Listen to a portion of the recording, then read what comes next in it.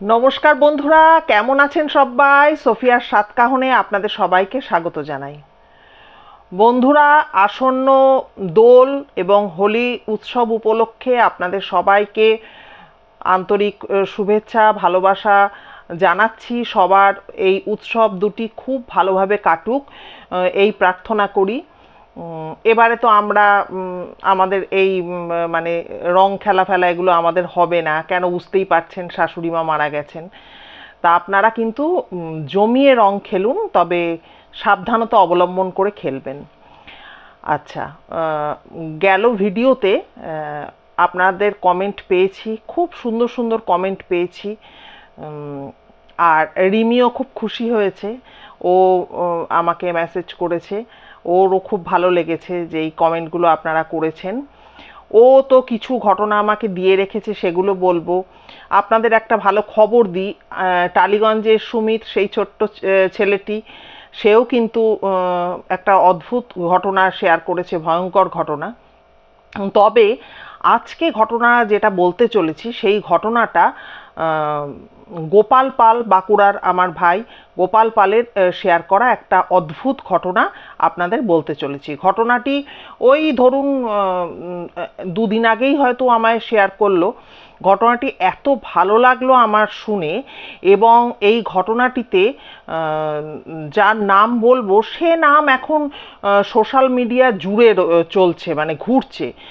তা এগুলো এই নামটিকে অনেক সময় না আমি নিজেও শুনেছি, শুনে আমি ভেবেছি যে আমরা যখন ছোট ছিলাম এই নামটি কিন্তু কখনো শুনিনি। হ্যাঁ, ভৌতিক যে বিভিন্ন চরিত্র আমরা পেয়েছি বারবার করে, এই মামদভূত বলুন, শ্যাওড়া গাছের পেতনি বলুন, এত কিছু জেনেছি, কিন্তু এই নামটি আমাদের কাছে, আর কি আমার কাছে বিশেষ করে আমার এই বয়সে দাঁড়িয়ে এই নামটি নতুন, কিন্তু এখন কিন্তু প্রায় এই নামটি শোনা যাচ্ছে।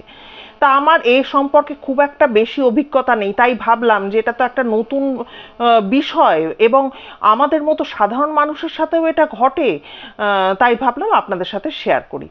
চলুন তাহলে আর দেরি না করে সোজাসুজি ঘটনায় ঢুকে যাই। গোপাল, তার আগে গোপাল সম্পর্কে দু একটি কথা আপনাদেরকে জানিয়ে দিই। গোপাল এখন একটা রোলিং মিলে একটা জব করছে। তা ওর তো জানেন, ও তো একজন স্বর্ণশিল্পী, ওর গ্রামে সোনার দোকান আছে, সেই দোকান তো চলছে। এবার গ্রামের দিকে কি হয়, সকালের দিকে দোকান খুললো, হ্যাঁ, রাতের দিকে সেরকম কাস্টমার আসে না। এদিকে ওর ছেলেও বড় হচ্ছে, দেখুন প্রত্যেকে, কারো তো পয়সা কমে না, পয়সার প্রয়োজন প্রত্যেকেরই প্রতি মুহূর্তে চলছে। আর বিশেষ করে এখন যেখানে সব কিছু ক্ষেত্রেই, কি পড়াশোনা কি যাই করুক না কেন, কলেজে যাক বা যাই করুক, চাকরি বাকরি জোগাড় করুক, সব ক্ষেত্রেই বিরাট কম্পিটিশান। সেখানে তো ছেলে মেয়েকে ভালোভাবে তৈরি করার জন্য বাবা মা তো তার সর্বশক্তি দিয়ে ঝাঁপিয়ে পড়ে। তো ওই একটা রোলিং মিল, যেটা গোপাল বলেছে, আমি না খুব সংক্ষেপে ওর মুখে শুনেছি, হয়তো আরও ডিটেলে জানলে আরও ভালো করে বলতে পারতাম। আমি যতটুকু শুনেছি যে এই জায়গাটিতে ও একটা সুপারভাইজার টাইপের একটা কাজ করে। হ্যাঁ, হয়তো পুরোপুরি সুপারভাইজার নয়, বা হতেও পারে, আমি জানি না, কিন্তু ও বলেছে সুপারভাইজারের মতো। তা ওর কাজটা হচ্ছে কি, যে এখানে কি হয় আগে বলি। এখানে হচ্ছে যে পিওর যে স্টিল, যে স্টিলটা দিয়ে বাসন তৈরি হয়, দামি দামি স্টিলের বাসন, সেই স্টিলের পাতগুলোকে গলানো হয়, বুঝতে পারলেন? তা সেই কোম্পানিতে ও রয়েছে। এবার ওর কাজটা হচ্ছে এই যে যারা লেবাররা খাটছে সেখানে, হ্যাঁ, তারা যাতে কোনো রকম কাজে ফাঁকি না দেয়, বা হয়তো খেতে গেল, বেশ অনেকটা সময় নিচ্ছে তারা, তাদেরকে ডেকে বুঝিয়ে বাজিয়ে নিয়ে আসা, এই কাজগুলো ওকে করতে হয়। এবং এই কাজটা ও কিন্তু রাত্রে করে, আবার সকালে গিয়ে কিন্তু ও দোকানে যেমন সোনার কাজ করে সেইটা করে। তো যাই হোক, সব দিক থেকেই ও চেষ্টা করছে, ফলে ওরও খুব খাটাখাটনি যাচ্ছে। এবং ও বলল, দিদি আমি আপনাকে বহুদিন যোগাযোগও করতে পারছি না, কারণ এত পরিশ্রমও যাচ্ছে। আর না না, কোনো ব্যাপার না, তুমি তো আগে তো কাজটা, সবারই প্রয়োজন আছে কাজে, কাজ মন দিয়ে করো, তারপরে ফাঁকফোঁ করে তখন তো কথা হবেই। তবে এটা আমি জানি, গোপাল কোনো ঘটনা পেলে দিদিকে না জানানো অবধি ও শান্তি হয় না, ও জানাবেই জানাবে। তা যাই হোক, এইখানে এই রোলিং যে মিল বলছি, এই মিলটিতে এসে ও একটা কি নাম বলেছে সেটা আমি মনে করে বলতে পারছি না, তা এইখানে এই মিলটিতে এসে ওর একজনের সাথে আলাপ হয়েছে যার নাম হচ্ছে রসিকনাথ সিং। তো এই ভদ্রলোক উনি কিন্তু ওই পাত ঠেলেন, মানে ওই স্টিলের পাতগুলোকে হয়তো ঠেলে ঠেলে আগুনের মধ্যে দেন বা কিছু, আমি তো বললাম আমি অত বিস্তারিত কিছু জানি না। এই কাজটি উনি করেন, অর্থাৎ ওখানে উনি একজন লেবার। তা এদের এই 4-5 করে 6 বোধহয় 6 করে কাজ করে 4 ঘন্টার জন্য। 4 ঘন্টা ধরে তারা এই কাজটা করে, তারপর তারা বিশ্রাম নেয়, একটু হাতে মুখে জল দেয়, খাওয়া দাওয়া করে, আবার তারা কাজে যোগ দেয়। মানে এইভাবে কিন্তু ঘুরিয়ে ফিরে, কারণ প্রচণ্ড তো কষ্টসাধ্য কাজ, আগুনের মধ্যে ওই পাতগুলোকে টেনে টেনে শক্তি দিয়ে নিয়ে গিয়ে ফেলা, ফলে প্রচণ্ড একটা কষ্টসাধ্য কাজ বলে এইভাবে এই 4-5 জন করে করে ওই 4 ঘন্টার জন্য করে, আবার কিন্তু তারা রেস্ট নেয়। তো এই যে রসিকনাথ সিং যার কথা বলছি, এই ভদ্রলোক কিন্তু কারোর সাথে জানেন তো কথা বলে না। তা গোপাল বলে ওই গামছা দিয়ে মুখ বেঁধে নেয়, যে মুখটা বেঁধে নেয়, আমায় ও বলেনি, যদিও আমি জানি না, হয়তো ওই আগুনের তাতের কারণে বা কিছু নিয়ে তো ওইভাবে পাত টেনে টেনে তো ওই আগুনের মধ্যে ফেলে। তা সেদিনকে ওনার কাজ হয়ে গেছে, হয়ে যাওয়ার পর উনি মানে ওখানে বসে আছেন, রেস্ট করছেন। তা গোপাল বলছে যে যাও দাদা, তোমরা খাওয়া দাওয়া করে নাও, গিয়ে একটু মুখে চোখে জল দাও, যেমন আর কি বলে, যেটা ওর ডিউটি। তখন উনি কোনোদিনও কথা বলেন না। তা সেদিনকে বলেছে যে হিন্দিতে বলছে যে ভাই একটা কথা বলবো। তখন বলছে হ্যাঁ বলো কি ব্যাপার। তখন বলছে যে ভাই তোমার কাছে কি ইয়ে আছে, সবজি আছে, আমি আজকে সবজি আনতে ভুলে গেছি। তখন গোপাল বলছে যে হ্যাঁ হ্যাঁ আমার কাছে সবজি আছে, তুমি এসো আমি সবজি দিচ্ছি। তা গোপালেরও অবাক লেগেছে যে কোনো দিনও কারোর সাথে কথা বলে না। তা গোপাল সবজি দিয়েছে। এবার সবজি দিয়ে উনি তো ওখানে বসে বসে খাওয়া দাওয়া টুকটাক খাচ্ছেন। তা গোপাল জিজ্ঞাসা করছে যে ভাই একটা কথা বলবো। তখন বলছে হ্যাঁ বলো কি। তখন বলছে তোমার বাড়ি কোথায়। তখন বলছে আমার বাড়ি হচ্ছে ধানবাদ স্টেশন, রেল স্টেশন, তার পাশেই। বলছে যে ও আচ্ছা। তখন বলছে যে বাড়িতে কে কে আছে। বললো বাড়িতে আমার প্যারালিসিস বাবা আছে, আর আমার। তখন গোপাল বলছে কেন মা নেই। বলছে না, বছর 5 হলো আমার মা মারা গেছেন। তা গোপাল বলছে ও আচ্ছা। তখন বলছে যে এবার বলছে যে আমার দুঃসম্পর্কে একটা ইয়ে চাচির মেয়ে আছে, ওই মেয়েটি বিধবা, ওর একটা ছেলে আছে, এরাই বাবাকে দেখে, আর আমি এখান থেকে যা উপার্জন করি তাতে ওদের হয়ে যায়, চলে যায় একরকম। তো এই কথা বলছে। তারপরে ও তো খাচ্ছে, খেতে খেতে তারপরে উঠে মুখ হাত পা ধুয়ে এসে আবার গোপালের কাছে এসে বসেছে। তখন বলছে যে ভাই একটা কথা জিজ্ঞাসা করব। তখন বলছে যে গোপাল বলছে যে হ্যাঁ বলো, বলুন কি বলছেন। তখন বলছে যে আচ্ছা আপনি কি ভূত বিশ্বাস করেন। তখন গোপাল বলছে দিদি আমি কিন্তু আমার সাথে যা যা ঘটেছে আমি কিচ্ছু বলিনি। গোপালের সাথে যা যা ঘটেছে আপনারা কেউ যদি নতুন থেকে থাকেন, ভয়ঙ্কর ভয়ঙ্কর ঘটনা। আমি তো গেল দিন 100তম ভিডিও করেছি, আপনারা একটু সার্চ করে করে খুঁজে ওগুলো শুনবেন, আশা করছি ভীষণ ভালো লাগবে শুনতে। তা বলছে যে আমার সাথে কি ঘটেছে। গোপাল বলছে আমি কিচ্ছু বলিনি, আমি খালি বলছি যে এখন দেখুন আমি যদি ভূতে না বিশ্বাস করি তাহলে ভগবানের প্রতিও আমার বিশ্বাস থাকে না। হ্যাঁ, আবার যদি ভগবানকে বিশ্বাস না করি তাহলে ভূতকেও বিশ্বাস করি না, এরকম ভাবে ও বলেছে। অর্থাৎ যেখানে পজিটিভ এনার্জি থাকবে সেখানেই কিন্তু নেগেটিভ এনার্জিও থাকে। গোপাল এইভাবে, গোপালের বুদ্ধি দ্বারা যা এসছে মাথায় সেটাই গোপাল বলেছে। তখন বলছে ও আচ্ছা ভাই তার মানে আপনি ভূতে বিশ্বাস করেন। তখন বলছে হ্যাঁ। তখন গোপাল বলছে যে বলছে আমার কথা বলে ছেলেটার সাথে মনে হচ্ছে, হিন্দিতেই কথা বলছে ছেলেটি, কিন্তু আমার মনে হচ্ছে ছেলেটি না শিক্ষিত ছেলে, পড়াশোনা করেছে। তো গোপাল তখন নিজের কৌতূহলবশত জিজ্ঞাসা করেছে যে ভাই আপনি কতদূর পড়াশোনা করেছেন। তখন বলছে যে আমি গ্র্যাজুয়েশন কমপ্লিট করেছি। তখন তো এবার গোপালের অবাক হওয়ার পালা। গোপাল বলছে আপনি গ্র্যাজুয়েশন কমপ্লিট করেছেন, তা আপনাকে এখানে এই জায়গায় কেন আপনাকে কাজ করতে হচ্ছে। তখন বলছে যে তাহলে আপনি এই ধরনের কাজ করছেন কেন? তখন বলছে যে আর ভাগ্য আমাকে এখানে টেনে এনেছে। তখন বলছে যে ভাগ্য টেনে এনেছে? বলছে যে হ্যাঁ ভাই, আমায় ভাগ্য টেনে নিয়ে এসছে। আমি না ভাই কর্মফল ভোগ করছি। আর এই যে ভৌতিক ব্যাপারটা বললাম, এই সমস্ত কারণেই কিন্তু, এই ভৌতিক কারণেই কিন্তু আজ আমি এখানে এসছি কাজ করতে। আর আমার মাও মারা গেছে।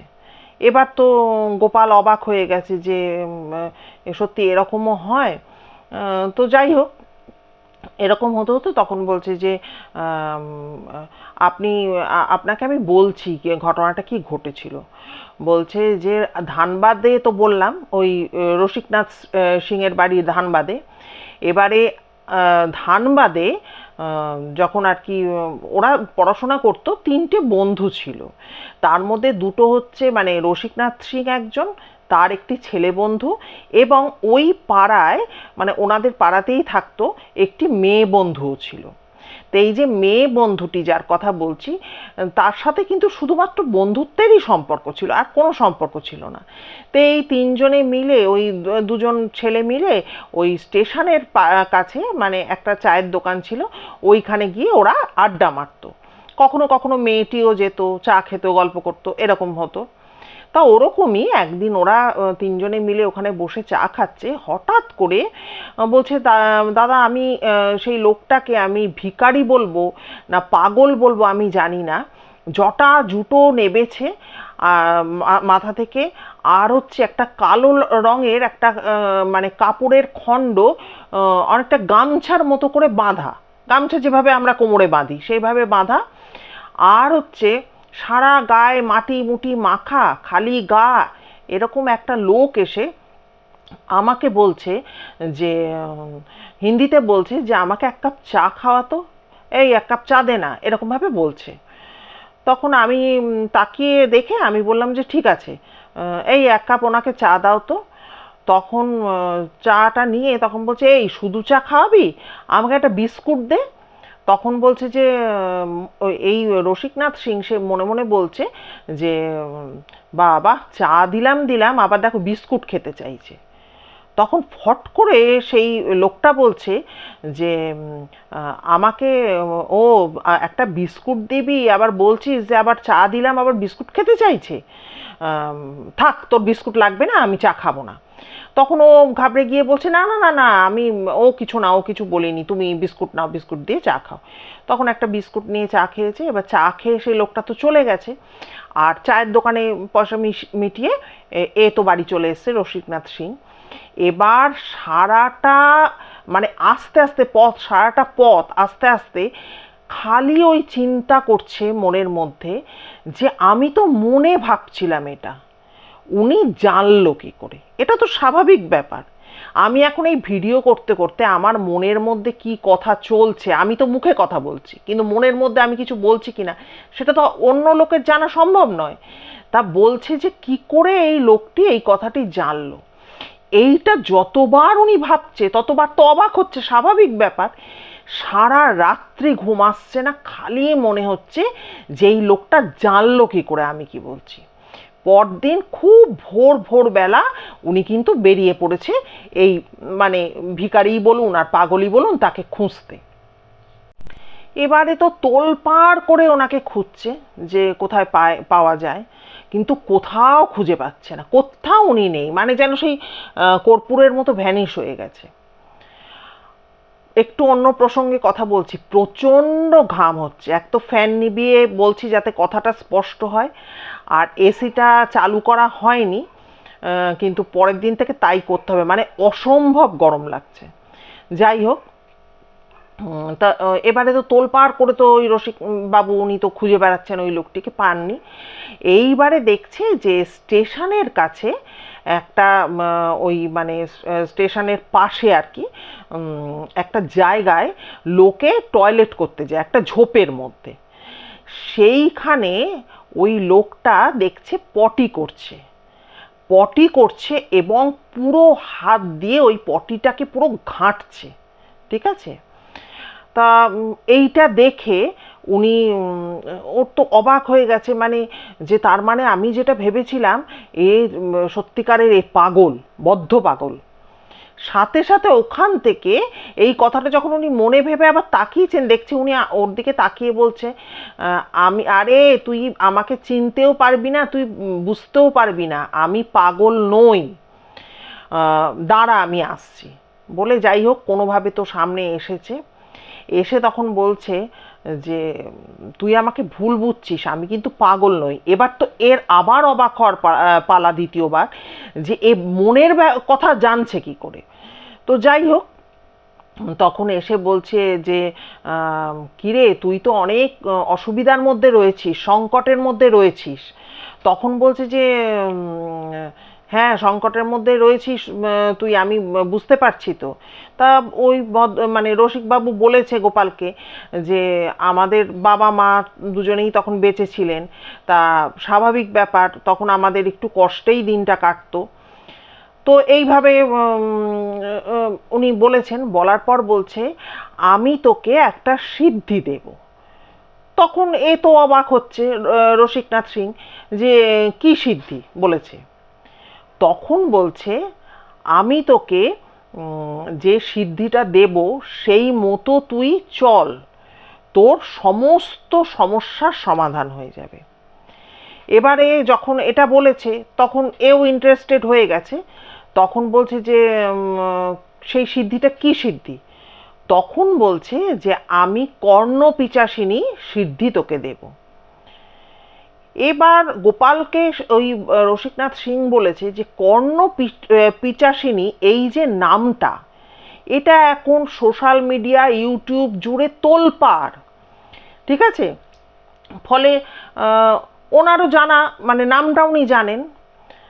তখন বলেছে যে আমি তোকে যেভাবে বলে দিচ্ছি সেইভাবে তুই ওনাকে ডাকবি বা ওনার এক কথায় তপস্যা করবি, ঠিক আছে? তবে গিয়ে তুই তোর সমস্ত সমস্যার সমাধান হবে। তখন বলেছে যে আমি তোকে কর্ণপিচাসিনীর বীজ মন্ত্র ওই রসিক বাবুকে ওই লোকটি দিয়েছে। দেওয়ার পর বলেছে শোন, তুই একদম একান্তে তুই এখন একটা ঘরে চলে যাবি, একদম একান্তে তুই ধ্যানে বসবি। তোর সামনে সম্ভব হলে কিছু ফল, কিছু মিষ্টি এবং ছাগলের কাঁচা মাংস বাটিতে বাটিতে করে রাখবি। তাতে তোর এই ধ্যান করা বা তাকে লাভ করা এই ব্যাপারটা কিন্তু খুব তাড়াতাড়ি হবে, মানে ত্বরান্বিত হবে। তুই এইভাবে কিন্তু সাধনা শুরু কর, কিন্তু খবরদার উনি বলে দিয়েছেন একান্তে করবি এবং বস্ত্রহীন হয়ে করবি, গায়ে যেন কোনো একটা টুকরো বস্ত্রখণ্ডও যেন না থাকে, পুরো উলঙ্গ হয়ে যাকে বলে, তুই এই তপস্যাটা করবি। এই ঘটনাটি এই তো বলে টনে উনি শিখিয়ে পাঠিয়েছেন। এরপরেই কিন্তু তার দুদিন বাদে ওনার মা বাবা দুজনে চলে যান ওনাদের এই মানে এই রসিকবাবুর মামার বাড়িতে যান, মা আর বাবা মিলে। তো বাড়ি পুরো ফাঁকা পেয়ে যায়। তা দোতলার একটা ঘরে গিয়ে উনি ওই পুরো একদম বস্ত্রহীন অবস্থায় ওইভাবে ফল টল ওইভাবে মাংস টাংস সাজিয়ে, হ্যাঁ, দরজা বন্ধ করে উনি পুরোপুরি ধ্যানে মগ্ন হয়ে যান। এবার প্রথম দিন গেছে, দ্বিতীয় দিন গেছে, তৃতীয় দিনও চলে গেছে, কিচ্ছু ফিলিংস ওনার হয়নি, উনি তো একভাবে সেই বীজ মন্ত্র তো আউড়ে যাচ্ছেন। এবারে ওই যে মানে সন্ন্যাসী বলুন বা পাগলই বলুন, যেই বলুন না কেন, তিনি কিন্তু একটা কথা বলে দিয়েছেন, পটি করবি খেয়ে ফেলবি, প্রস্রাব করবি খেয়ে ফেলবি, কিন্তু যেখানে বসে আছিস সেখান থেকে কিন্তু এক ফোঁটা বাইরে যাবি না। আর আমাদের যারা আর কি আরাধ্য দেব দেবতা, ভুলেও কিন্তু কখনো তাদের স্মরণ করবি না, চান করবি না। আর যদি ওই পটি বা টয়লেট এগুলো যদি না খেতে পারিস, মানে ইউরিন যদি না খেতে পারিস, তাহলে একদম পুরো ভালোভাবে গায়ে মুখে মাথায় মেখে নিবি। ভাবুন খালি কাণ্ডটা। তো গোপালকে উনি বলেছেন যে দাদা, পুরো সেই অঘরীদের মতো করে আমি তো সেই তপস্যা করে যাচ্ছি, 1 দিন গেল, 2 দিন গেল, 3 দিন গেল, 4 দিন, যখন 4 দিনের দিন, তখন ওনার সেরকম কিছু মানে একটা ফিলিংস, হালকা একটা ফিলিংস হলো। সে ফিলিংসটা হচ্ছে কি, যে এই ঘরটিতে আমি একা নেই, কেউ আছে, এবং ওনার 4 পাশ দিয়ে একটা কটু গন্ধ, মানে চূড়ান্ত কটু গন্ধ, একটা বাতাস যেন পাক খাচ্ছে। এরপরে পঞ্চম দিন যেদিন হলো, পঞ্চম দিন উনি কিন্তু পরিষ্কার ফিল করতে পারলেন যে ওনার কাছে সামনে মাঝে মধ্যে যেন ওনার মনে হতে লাগলো সামনে দিয়ে একজন নারী মূর্তি ঘোরাফেরা করছে। তা উনি ওনাকে বারবার করে ওই যিনি আর কি সন্ন্যাসী, উনি বলে দিয়েছিল যে তুই কিন্তু একদম ভয় পাবি না, তুই তোর কাজ করে যাবি। পঞ্চম দিনও ওরকমভাবে তো একাগ্র মনে উনি তো ওই রকম করে যাচ্ছেন, যা ধ্যান করার, জপ করার করে যাচ্ছেন, বীজ মন্ত্র। ষষ্ঠ দিনের দিন উনি দেখলেন ওনার সামনে একজন অপূর্ব সুন্দরী নারী মূর্তি এসে দাঁড়িয়েছে। এবারে ওই যে আর কি মানে ওই সাধুই বলুন, পাগলই বলুন, যাই বলুন, ভিখিরিই বলুন, সে তো কোনো রকম শুভ শক্তিকে আহ্বান জানাতে নিষেধ করে দিয়েছিল এবং বলে দিয়েছিল যে তুমি ভয় পাবে না। তা ওই মহিলা তো এসে সামনে দাঁড়ায় ষষ্ঠ দিনের দিন, অপরূপ সুন্দরী মহিলা, এবং মহিলার পুরোপুরি কিন্তু উলঙ্গ, বা তার শরীরে কোনো বস্ত্র নেই, আর তার গলায় রয়েছে হচ্ছে কিছু হাড়গোড়ের একটা মালার মতো পরানো। এবার সেই মহিলা তো আসে, এসে নিয়ে এবার ও তো ভয় পায় না, ওর মনে আছে সেটা যে ভয় পেতে নিষেধ করেছে। তখন মহিলা এসে জিজ্ঞাসা করে, কর্ণপিচাসিনী আর কি, যে তুমি কি চাও? তখন ও বলে যে আমি তোমাকে একটাই কারণে আহ্বান করেছি, সেটা হচ্ছে যে আমার প্রচুর যে সমস্যাগুলো রয়েছে সেগুলো তুমি মিটিয়ে দাও, আর সমস্যা মিটিয়ে দেওয়ার পর আমার তোমার কাছে আর কিচ্ছুই চাওয়ার নেই। এবারে ওই মানে ওই সাধক বা কি বলবো, ওই ভিখিরি, সে কিন্তু বারবার করে বলে দিয়েছিল তুমি কিন্তু ওকে বলবে আমি তোমাকে বন্ধুর মতো পাশে চাই, কিন্তু তুমি কিন্তু কখনো কিন্তু তোমার মায়ের মতো চাই বা বোনের মতো চাই এরকম কিচ্ছু বলবে না।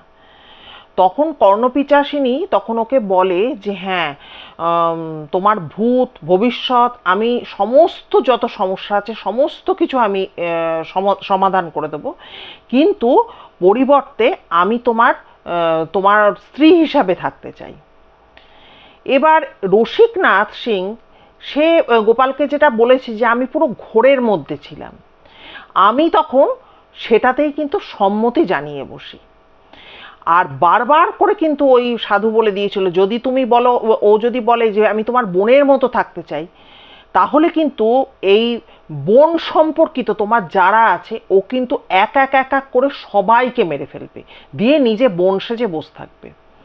যদি তোমার বলে যে স্ত্রীর মতো আমি থাকতে চাই, তাহলে কিন্তু তুমি কোনো নারীকে কিন্তু আর স্ত্রী হিসাবে ভাবতে পারবে না, বা তার প্রতি যে একটা স্ত্রীর প্রতি, বুঝতেই পারছেন আমি এখানে বলতে চাইছি না যে একটা সম্পর্ক হয় স্বামী স্ত্রী একটা সম্পর্ক, সেটাও কিন্তু কোনো দিনও হতে দেবে না, ও নিজের স্ত্রী সেজে বসে থাকবে। আর যদি মায়ের মতো ভাবো তাহলে কিন্তু আগে গিয়ে তোমার মাকেও মেরে ফেলবে। তা যখন ও স্ত্রীর মতো থাকতে চাই বলে, তখন কিন্তু ও তাতেই কিন্তু সম্মতি জানিয়ে ফেলে। এবার দুজনের যখন শারীরিক মিলন হবে, এই সময় এই রসিকনাথ সিংয়ের যে বন্ধু ছিল দুজন, তারা কি করে, প্রথমে দরজায় একতলায় এসে দরজা ঠকঠক করে, এই সমস্ত করে। এরপরে কি করে, তারা যখন সাড়া পায় না, তারা পাঁচিল ডিঙিয়ে তারা একদম এসে দোতলায় উঠে পড়ে। এবার এদের তো তখন ওই সঙ্গম মুহূর্ত আর কি শুরু হবে, সেই মুহূর্তে এরা কিন্তু দরজা ধাক্কাধাক্কি করে টোরে ওরা কিন্তু দরজা পুরো খুলে দেয়। এবং দরজা খুলে দেওয়ার পর রসিকনাথ সিংকে তো ওই অবস্থায় দেখে, বলে এ কী রে, তুই এইভাবে কী রে, আর বুঝতে পারে যে মল মূত্র পুরো গায়ে মেখে টেকে সে বসে আছে, পুরো অঘরীদের মতো তার চেহারা হয়েছে। আর ঘরে কিন্তু তারা কোনো নারী মূর্তি কাউকে কিন্তু দেখতে পায়নি। এবারে বলে, তোর তুই এ কী করছিস রসিক, এ কি? তখন সে ভ্যাবাচাকা খেয়ে, সে তো একটা ঘোরের মধ্যে রয়েছে, সে বলছে যে আমি কি তোদের আসতে বলেছিলাম? তো বলে, তুই আসতে বলিস বা না বলিস, তোকে এতদিন দেখতে পাচ্ছি না, তুই আমাদের বন্ধু, তাই তো আমরা এসছি। তখন ও বলে যে তোরা যা, তোরা নিচে যা। তারপর মেয়েটিকেও বলে যে তোরা নিচে যা, ওর যে একটা মেয়ে বন্ধু ছিল, নিচে যা, আমি আসছি।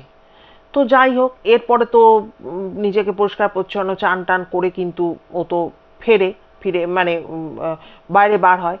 এবার এরা তো গিয়ে বাইরে বলেছে একে ওকে তাকে, এবার সবাই মিলে তো ওকে চেপে ধরেছে, হ্যাঁ তুই এসব কি করছিলি, এই করতে করতে ও কিন্তু দু একজন মানুষকে বলে ফেলে যে ও কী করছিল, যে আমি এরকম কর্ণপিচাসিনীর সিদ্ধি আমায় একজন দিয়েছে, আমি বীজ মন্ত্র জপ করছিলাম, এই সমস্ত কথা কিন্তু বলে ফেলে। ওমা, তার পরদিনই কিন্তু হঠাৎ করে খবর আসে যে ওর মার চরম শরীর খারাপ, মামার বাড়িতে গেছে, চরম শরীর খারাপ, এবং ও ওখানে রওনা হয়ে পড়ে। কিন্তু মা যখন এই বাড়ি থেকে, রসিকদের বাড়ি থেকে যখন ওদিকে ওই মামার বাড়িতে যায়, তখন পুরো সুস্থ মানুষ গেছে, হঠাৎ করে খবর আসে এরকম। তো ওখানে মামার বাড়িতে গিয়ে পৌঁছায় এবং পৌঁছে দেখে মা তো মানে মৃত্যুপথযাত্রী তখন হয়ে গেছে, এরকম অবস্থা, এবং পরদিনই মা মারা যায়। তো মারা যাওয়ার পর ও কিন্তু ফিরে আসে আবার ওর ধানবাদের বাড়িতে। এবারে মার আরেকটা কথা আমি যেটা বলতে আপনাদের ভুলে গেছি, সেটা হচ্ছে ওর মার এই মৃত্যুর শোক বা যাই বলুন, পিশাচিনীর প্রকোপ, এর কারণে কিন্তু ওর মা তো মারাই যায় এবং ওর বাবাও কিন্তু প্যারালিসিস হয়ে যায়। এবং আরেকটা যেটা হয় সেটা হচ্ছে কি, যে কর্ণপিশাচিনী বারবার বলে দিয়েছিল যে সারা জীবন কিন্তু আমার সাথে সম্পর্ক রেখে চলতে হবে এবং কাউকে কিন্তু এই কথাটা বলা যাবে না। কিন্তু পাড়ার লোকেরা এমনভাবে যে বল কি করছিলি, দরজা বন্ধ করে কি করছিলি, একদিন ধরে তোকে দেখা যায়নি, হ্যাঁ, আর বন্ধুরাও গিয়ে বলেছে, হ্যাঁ, ফলে ও বলে ফেলেছিল। তো যাই হোক, ও বাড়িতে এসে একদিন এই সব ঘটনার পর একদিন ধানবাদের বাড়িতে ফিরে এসে শুয়ে আছে, তখন কিন্তু ও মানে ও বুঝতে পারে পিশাচিনী আসে এবং এসে নিয়ে কিন্তু ওর সাথে পুরো সঙ্গম করার পর ওকে বলে, তোকে আমি বারবার করে বলে দিয়েছিলাম না যে এই কথাটা তুই কাউকে বলবি না। তখন ও বলে যে দেখো, তুমি যখন এসছিলে তখন তো আমার বন্ধুরা ঢুকে পড়েছিল, এবার সবাই আমাকে জোরজার করেছিল, বলে আমি তো তোকে বলেছিলাম, তুই কেন কথা শুনলি না, এইবার আমার প্রকোপ তুই দেখবি, তোকে আমি সর্বশান্ত করে ছেড়ে দেব। তো ও তো আবার সেই পাগলের মতো, উন্মাদের মতো সেই উন্মাদকে খুঁজতে বেরোয় আবার করে।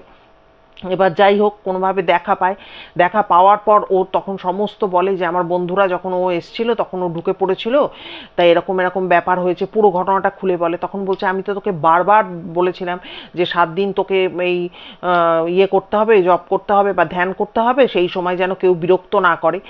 আর আমি তো তোকে সমস্ত বলে দিয়েছিলাম যে তুই স্ত্রীর মতো, মায়ের মতো, বোনের মতো, কারোর মতো তুই চাইবি না, তুই চাইবি ওকে বন্ধুর মতো, হ্যাঁ, তুই সব ভুলে গেছিস। কিন্তু এইবারে তখন ও বলে যে দেখো, আমার মা 7-8 দিন হলো মারা গেছে, আমার বাবারও প্যারালিসিস হয়ে গেছে, আমি এখন কি করব, আমাকে বাঁচাও। তখন আর অলরেডি তখন ওর কিন্তু শরীরে বহু রোগ বাসা বেঁধে ফেলেছে। তখন ওই পাগল বলে যে তুই এক কাজ কর, যে তোর বাড়ির চারপাশে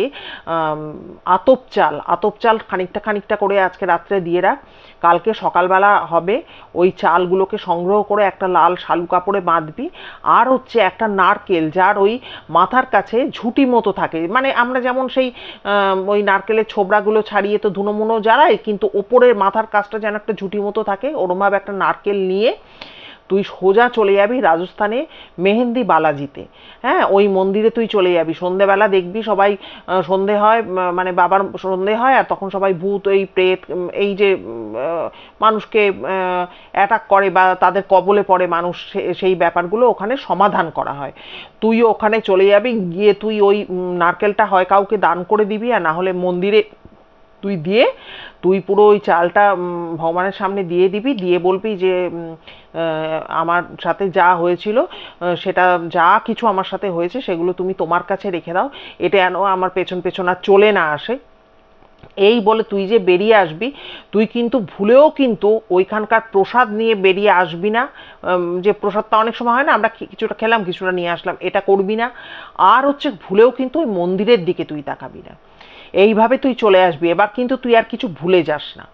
তো যাই হোক, ও এইভাবে সমস্ত করে টোরে তা এখন গোপালকে বলেছে যে এখন আমি মোটামুটিভাবে ঠিক আছি, যা উপার্জন করছি। প্যারালিসিস বাবা ওই তো বলল, মানে একটা বোন আছে ওর, সেই বোনটা নিজের বোন না, এক দূর সম্পর্কের চাচার মেয়ে আর কি, সে দেখাশোনা করে বাবাকে। বলছে কোনোভাবে চলে যাচ্ছে আমার দিন, আর আমার এই মস্ত বড় ভুলে কিন্তু আমার এই জায়গায় এসে আমাকে কাজ করতে হচ্ছে। তা এটা শুরুতেই যেটা বলেছিল সেটা হচ্ছে কর্মফল ভোগ, ও এখন সেটাই করছে। কিন্তু বলেছে যে সেই প্রকোপটা আর নেই, বা আর কোনো ক্ষতি আমার হচ্ছে না লাইফে, এখন আমি এই কাজটা করেই আমার চলছে। তো দেখুন, আমরা ইউটিউবে শুনছি বা বিভিন্ন জায়গায় কর্ণ পিচাসিনীর কথা শুনেছি, কিন্তু আমিও ভাবি যে কই ছোটবেলায় তো এনাদের কথা অতটা শুনিনি, হয়তো অত গভীরভাবে আমরা তখন কিছু জানিনি। আমি আমার কথা বলছি, অত গভীরভাবে কোনো বই পুস্তক পড়ে এগুলো সম্পর্কে জানিনি বলে হয়তো শুনতে পাইনি, কিন্তু এখন এটা প্রায়ই শোনা যায়। কিন্তু আমার যেখানটা অদ্ভুত লেগেছে সেটা হচ্ছে যে এটা একটা সাধারণ ছেলের জীবনকে এই পর্যায়ে নিয়ে আসতে পারে। হ্যাঁ, আমরা যে পিশাচ শুনি, তো এটাও তো এক ধরনের পিশাচ। সেটা তার কারণে এই জায়গায় একটা মানুষের জীবন আসতে পারে। একটা গ্র্যাজুয়েট ছেলে, হ্যাঁ, সে অন্য কিছু অন্য কাজও করতে পারত, তাকে এত কষ্ট করে তার দিন যাপন করতে হচ্ছে এবং বলছে যে এটা আমার কর্মফল ভোগ হচ্ছে। সত্যি তো এটা একটা বিরাট বড় ভুল। যাই হোক, সেই কথাতে আছে না, লোভে পাপ পাপে মৃত্যু। আমরা একটু ভালো থাকবো, হ্যাঁ, একটু ভালোভাবে বাঁচবো, এই করতে করতে গিয়েই না আমরা অনেক বড় বড় জীবনে বিশাল বিশাল ভুল করে ফেলি। যাই হোক বন্ধুরা, আজকের ভিডিও কেমন লাগলো অতি অবশ্যই কমেন্ট করে জানাবেন, তাতে গোপাল খুব খুশি হবে, এবং গোপাল তো রীতিমতো কমেন্টগুলো পড়ে।